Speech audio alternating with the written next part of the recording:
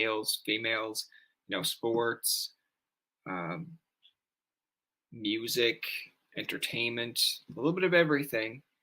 We're working, and we're still trying to improve exactly like what we're going to do because a podcast / television show, it's kind of hard to manage like what you want, like what do you post on socials, what do you post on Twitter, Facebook, like what's interesting. A lot of people are into reels now and just scrolling through the phone, and then you remember it for like 3 or 4 seconds and then it's gone.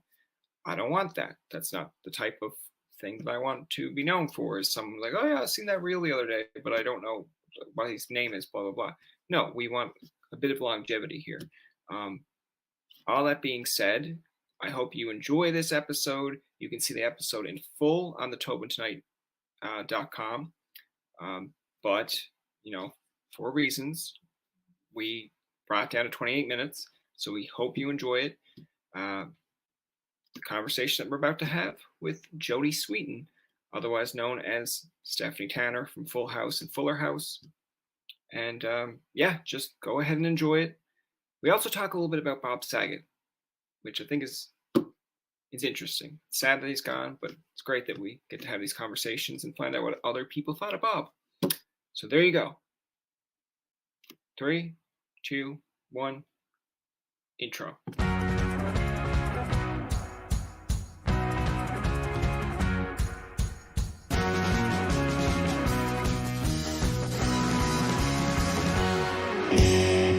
I know we'll get into like different topics along the way, and if there's certain ones you're not comfortable with, just let me know.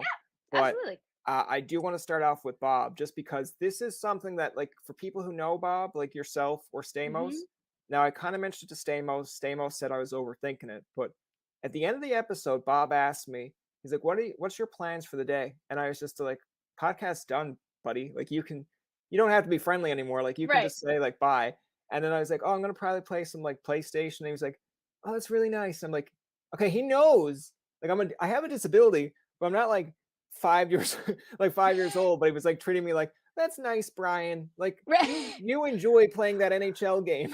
But yeah. I mean, Bob was always just really like, he was one of those people who was always so busy, and yet he would take time out for everyone in his life while panicking about how busy he was. You know what I mean? But and it was because he was constantly. He loved what he did. He worked all the time. And then, he also, like, he did so many things and just worried about and took care of so many people.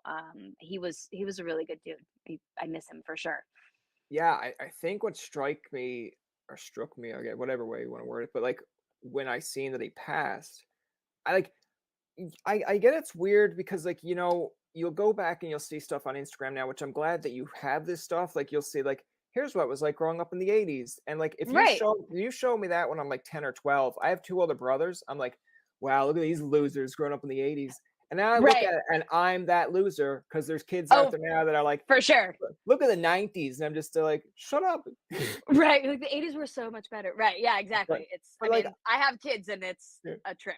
I look at it and it's like very nostalgic. And like, I know I didn't grow up in the 80s. I grew up in the 90s, but like, I like that there's that whole time capsule. Like, there's shows that are about the 80s and like, you see how cultures develop. But I think and sometimes like, if you go talk to someone who grew up in the 80s or my brother and like a celebrity passed away and you don't know who that celebrity was essentially. And then they're like, oh man, like, I can't believe and I'm like, yeah, it's life. Like, people pass. But like, then when I seen Bob passed, I was just like, all right, like, this is a guy that I remember coming home and like, I've said it to Stamos as well, but we used to have like a blue Little Mermaid table that was way too big. Right. Or too small, and I was too big, but like, I used it and I would sit and watch Full House. Yeah. And then on Friday nights or Saturday nights, it'd be like AFE would come on and your friends would be like, hey, do you want to do I'm like, no, like, Saget's on. I'm watching watching my show. And then the days of like appointment TV too, when you would clear a Friday night and go watch a show and do all that, it's so different now. And I think like that really almost doesn't exist now because it's not, there aren't a lot of shows that are like Friday night, everyone's watching it. It's not network TV like it used to be. So I think we like existed in this really wonderful time of that sort of nostalgia that everyone shares. You know, now it's like everyone kind of is in their own separate little Yeah. niche of whatever streaming they're watching. But like then it was, you know, you had however many channels. And so whatever was on ABC on a Friday night, like chances are everyone was watching it. And so I, it's crazy to think that like that many people yeah. had that experience. I love panic watching where it's almost like not like like in a mean way, but it's almost like on a Friday night when there's TGIF or like on a Saturday Right. afternoon and you're like you're out playing like because I am Canadian, so it's like ball hockey, and Oh then yeah, yeah. next minute it's just like, guys, what time is it? It's like, oh, it's Right. 3:30. I'm like, holy, we have to We pack up. It's like why? have to It's like run. But it's we've yeah, got to go. We've got to yeah, go. Right. Yeah. yeah. Boy Meets World is on. I don't want to miss it. And then like Right. and then when I get older, I'm just still like okay. And then there was a whole time frame where people would watch Friends. Like I had people who loved Friends, and I would hate it because I'm just like, you promised we were playing hide and seek. It's like, yeah, but it's the finale of Friends. Now, I've watched it as I got older, and I feel bad for 10-year-old Bryan because I'm like, okay, you were kind of mean to your friends because Right. now that you've watched Friends, you understand that. But like, that's how I felt with How I Met Your Mother, and then like See, hearing Bob do the I yeah, haven't it was so crazy like Bob being on How I Met Your Mother and so many yeah, people like just knew immediately. They were like, yeah, "Oh, it's Bob's voice." Like he has such a distinct recognizable voice. And yeah, you know, it's funny. Friends actually shot on our set on okay. Stage 24 when we left Warner Brothers when Full House wrapped the first time. We wrapped and Friends moved in to our set after us and shot there for their thing. And I actually have never seen an episode of Friends, so I'm like one of the Wow. like handful Okay. of people that's never watched it. Yeah, Feel like that's something that you should put on your list. Like I'm go not back a and sitcom person. I don't watch oh a lot of wow, sitcoms. I actually don't watch a lot of TV. Like I it's had over, foot Jody. It's surgery. over. I Yeah. know. I had foot surgery like in December, and I'd say I've probably watched, I don't know, maybe 12 hours or less of televisions in that Okay. month's time. Like I don't watch TV very often. If I do, it's like a documentary series that I binge all 4 episodes Yeah, at like I once. want to ask you because I know at a young age, like you were in Hmm. dance and ballet. So like Yes. we can get in like I know people kind of like a linear conversation, but I tell people like with conversations, you don't sit down to your friend and say, all right, like let's talk about how you started your day. Like, Right. no, you just go wherever, right? Right. But I wanted to start there because dance and ballet at 3. So like what brought you necessarily into acting? Because I know I was in bowling at a young age. I thought I was going to be like more of a sports guy. But Right. then like people were like, Tobin, just shut your goddamn mouth. I'm like, I'm gonna use my mouth one day for good. I don't know if it has got there Right. yet, but yeah. I you know, I just loved performing. I loved dancing. I loved making people laugh even when I was little. Like I just liked that energy.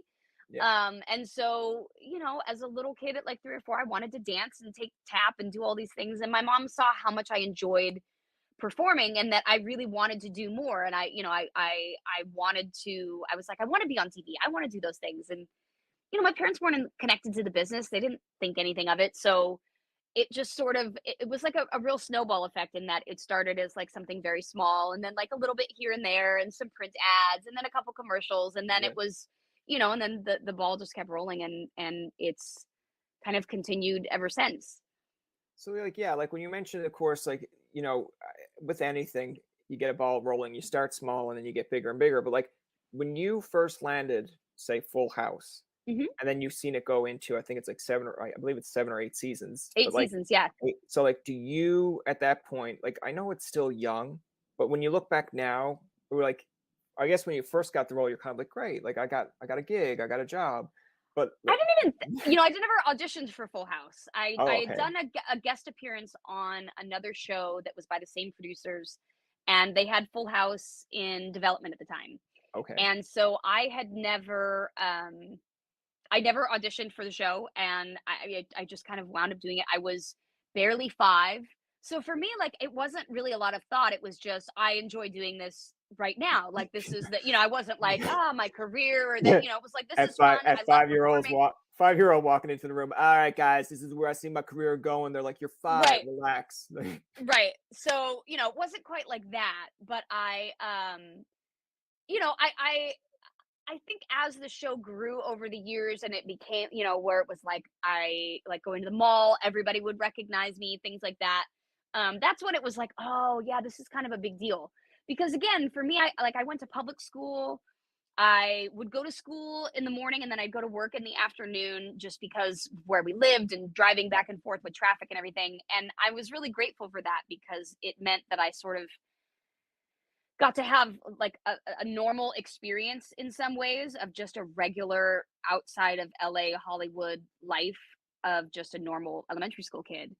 Yeah. So that there was a balance to it as I went along. And but I don't think you ever really, I mean, even to this day, like I'll go to another country or I hear people who I have great respect for, people like that I really admire, who maybe aren't in entertainment, but are, either politicians or speakers or authors or whatever. And from all over the world, and they'll be like, "Oh my gosh, I used my sister and I watched your show in Saudi Arabia growing up," or Wow. in Japan, like the show still airs on in cabs. We were in Japan, and the show pops on the little screens in the TV in the taxi cabs. You just don't understand until you're like somewhere else in the world, or someone tells you that they emigrated to the US and watched Full House with their family, and that's how they learned English. Like there's Yeah. so many instances of that, and it's really cool. And it's still to this day, like I live a pretty normal life. I don't I my life is quiet and I kind of like it that way, other than like what I do for a living. But Yeah. uh it's my life is normal and I like it that way. And sometimes I forget, like, oh, that's right, like other people know who I am. You know what I mean? Yeah. Yeah. It's just and it also has been my entire life. Like I never really could remember a life outside of being in entertainment as a kid. So this has just always been what it's been. I want to talk to you about Fuller House too, because again, once Full House ends, it's been like quite some time since Fuller House. Now, we talked Hmm. about the landscape changing. It's no longer sitting down watching it in terms of Right. like scheduling your day. So, like, tell me, number one, how did you essentially agree to it? Because I know there was some back and forth between the other ones. We won't like, the twins that first Right. they thought they were going to be there and then they weren't, and then Stamos No, had to come out and say, there was never any, I think, question that they were going to be a part of it. I think yeah, the audience probably held out assumed, hope. We probably, yeah. knew that, like, that's not what they do. It's not what they want to do. And it wasn't like because they hated us. It was, they were just like, we don't act. Yeah, We haven't yeah, acted since we were children. It would be yeah, like someone being like, remember that time you did a school play in kindergarten? Okay, we want you to come be in a TV show now. You'd be like, yeah, I yeah, don't do that anymore. I was not the same person. yeah, So I think that was, people didn't quite get that they somehow it was like a personal thing. yeah.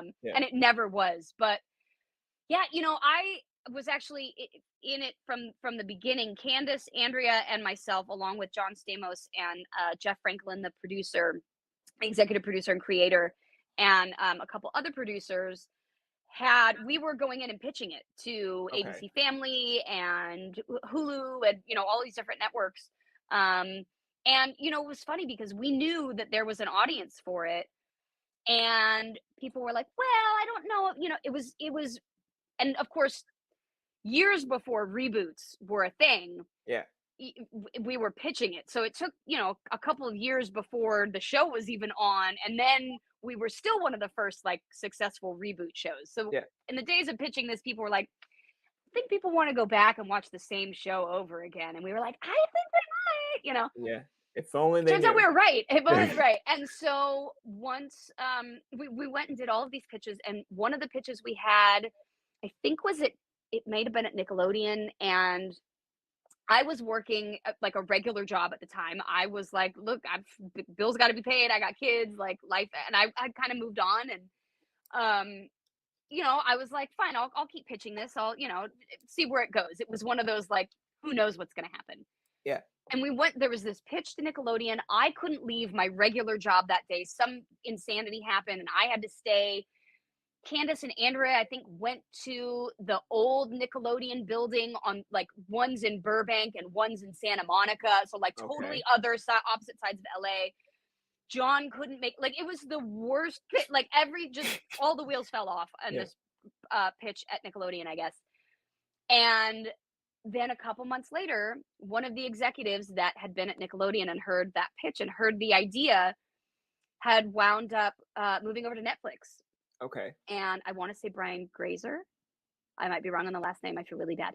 Um, but anyway, he went over to Netflix and was like, "Hey, you guys, so they're kind of pitching this like Full House reboot thing, and I think it might." And they brought us in, and that was how we wound up at Netflix. Was really from completely blowing it somewhere else, and someone just hearing the idea, and when they made Yeah. a move, being like, "I think that's actually something that might work," and Especially in the it did. landscape of like what Netflix is, right? Like, Right, and yeah, it was Netflix was looking, this was at the time they were really looking to kinda anchor their, like, like, yeah, co-watchings that people could watch together. They had a lot of, like, House of Cards and that style of show, and then, like, kids' cartoon shows, but there wasn't anything like family related. Yeah, Fuller House, right. yeah, And so that was really how the show completely took off again, and it was then I think that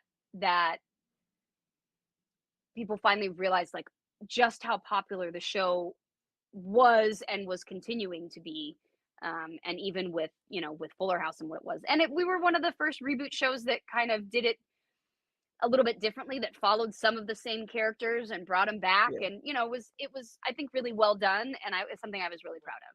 I want to ask you because obviously when or I was just saying when Big House, but like when Full House got canceled, Hmm. like you're 13, it's tough, Right, right? But like for I know sure. you kind of went through this lapse of like you had alcohol for the first time at 14.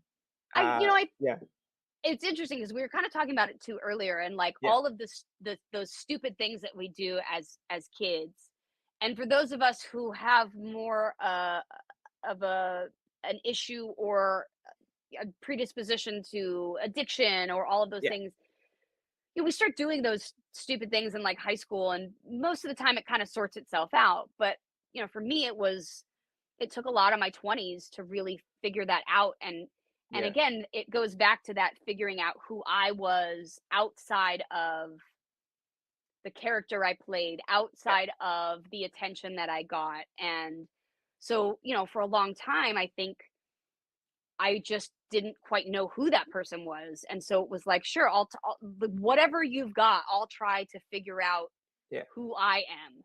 And, I think it's one of those things that, again, I know so many people who have gone through it who were my age, that I grew up with, people that didn't make it out of their teens, who overdosed and things, like people that are in my neighborhood around the corner from me and stuff. And I grew up in a, nice neighborhood, good schools, like, and nobody knew about their stories.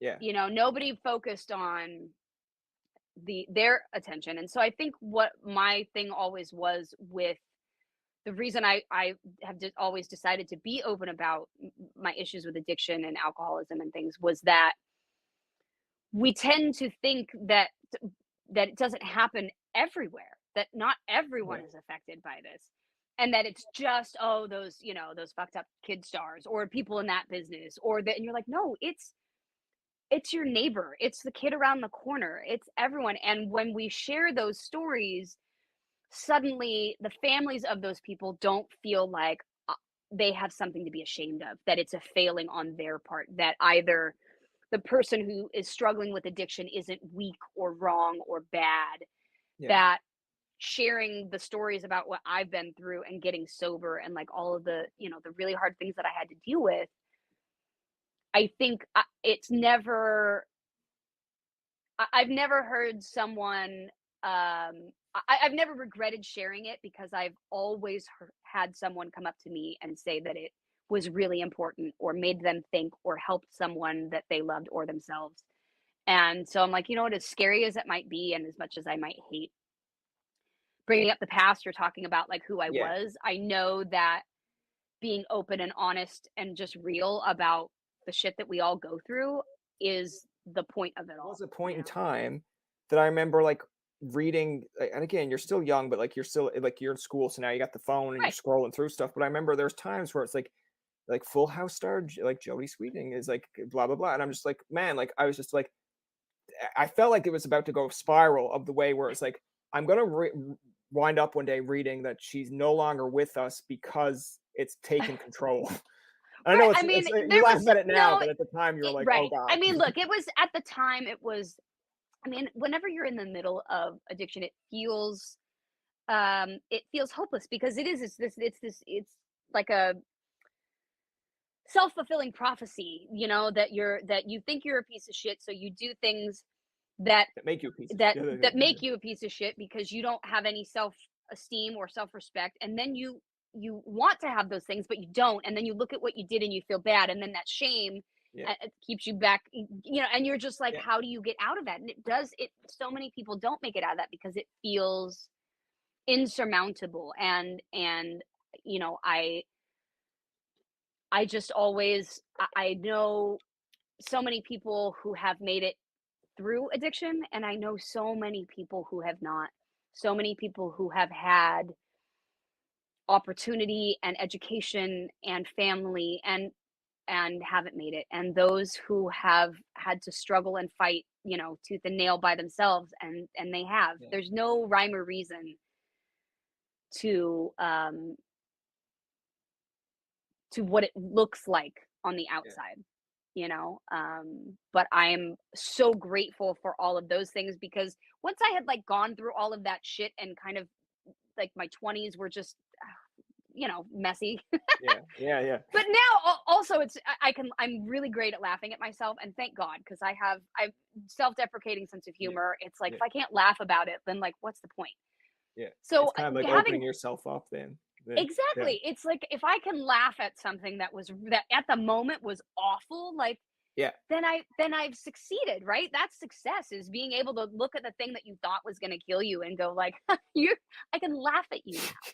It's a process, and you don't just only become that and then never get to grow out of it. I feel like real people, you probably don't see it like on Twitter and social media, because like that's just a hate pool. But like, I feel like real people like success stories. Like, now it doesn't necessarily mean like, like Individuals, yeah.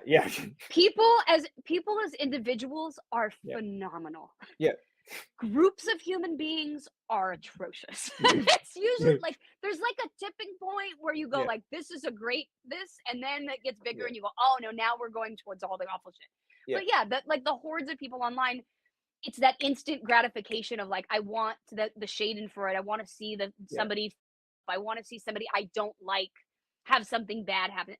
And we're all guilty of it. I do it. There are politicians that I hate, and I like see something, I'm like, ha ha, but and then I'm like, what is it? Like, and then I'll put my phone down, and I'm like, let me go do something else for a little while, because we all get wrapped up in it. And it doesn't mean that we're bad people. It means that we're people. And like, we don't know how to handle ourselves sometimes. And that's like, no one's perfect, but we need to remember to be kind, because individually, we do like to connect. We do like to hear people be successful. We do like to hear good stories. There's reasons just why don't we want watch to shove down our throats. Right, where you're like, I want to watch happy dog videos all day. Love it. Great. Love the happy dog videos. Yeah. But like, there has to be, a balance. And I think we find ourselves getting so caught up in like the hatefulness of it, that we have to remember, actually, we really enjoy watching other people succeed for the most part. There are some people out there that don't, but for the most part, we want to hear someone's story and find empathy and compassion, but we can't do that in 200 characters or less, and we can't do that in a 30-second reel. So you only see this little snippet of information with no context, with no humanity, with nothing around it, and I get to make all of my assumptions based on that. And so it's a reminder for me a lot of the time too, that let me take a step back and try and like look at bigger picture, or because it's a lot. Well, it's a lot. I don't think that humans have shown themselves to be able to handle the internet very well. Well, I mean, in a case in point, like, I know it's probably topical at this point, but like I think it's like Shannon Sharp, like he's like an ex-athlete gone broadcaster. Yeah. He had the whole media thing of like the Lakers Memphis game, and like, as a person that's in media, that's like, I'm trying to find my way, or at least I was at one point trying to find my foot in the door, and seeing all these ex-athletes take kind of my job. I was like, fuck, like, what am I going to do? Like, I'm not an ex-athlete. But then seeing that, and seeing all like the remarks of like, man, like, he's an ex-athlete, he's a piece of shit, blah, blah. I was like, there was a part of me that's like, yeah, see what happens when you hire ex-athletes? Like, they lose their cool. But then when he came out and apologized, like, there was a part of me that sat there like, all right, like, I don't have anything hateful to say. I'm not tweeting. And then, like, there's a part of me that's like, hold on, though. Like, he apologized. How many athletes would come out and say, I am now in this field, I have to do better? And I'm like, at least he's acknowledging it. Right. So then All I sent a ever tweet. ask of people is to just like do better. You know what I Yeah. mean? Like, just like, we're all gonna make mistakes. We're all gonna act like assholes. We're all gonna say something stupid. We're all gonna do something wrong. Let us all remember to give each other the grace of a little bit of forgiveness at times. I mean, there are unforgivable things for sure. Yeah. You know, I'm not looking to like, you know, follow Kanye or anybody like that. But Yeah. Yeah. you know, but I think that we need to remember like that the world is a much bigger place than we see in the palm of our hand. Yeah. Life moves really fast right now, kind of going Yeah. back to that social media and all of that. When I think back on growing up in this business as a kid, it was all just a lot slower. Yeah. Things took their time a little bit more, and we don't have, and we need that time to like stop and think and reason our way through our responses to things. And we don't do that as much anymore, and we don't give ourselves the opportunity to do that in our own lives. And I think one thing I have learned to do through sobriety, through getting older, through all of that is like, just try and pause when agitated. You know what I mean? Like, just give it a moment. And sometimes it wins out. Sometimes I'm like, I'm just going to walk away. And then other times I'm like, no, I'm not going to walk away. But at least being cognizant of it and aware of it, you know? But yeah, I mean, I'm so glad that we got to talk about that and have some major philosophical questions. That's going to do it for this episode of Tobin Tonight. Our thanks to Jodie Sweentin for coming on to the show. Remember, you can find past, present, and future episodes on TobinTonight.com, Spotify, and iTunes. Follow us on Twitter, like us on Facebook, and leave a comment or two. For Tobin and myself, this is Jacob saying thank you for listening, and good night.